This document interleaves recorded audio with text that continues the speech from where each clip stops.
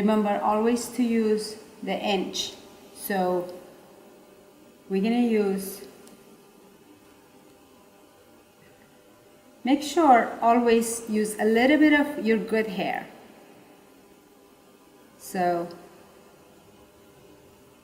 the width for Tony's hair would be 5.5.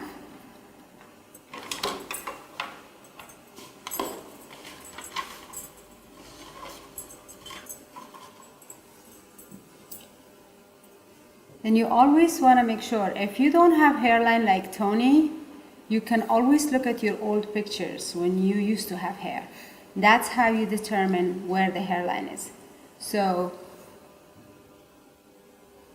because he always had hair, we can see the mark.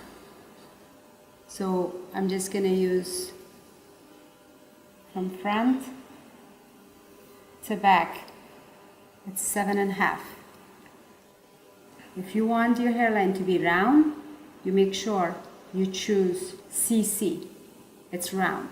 That's what you have. If you want to have a little bit of recession, if you want the hairline to come a little higher, then you use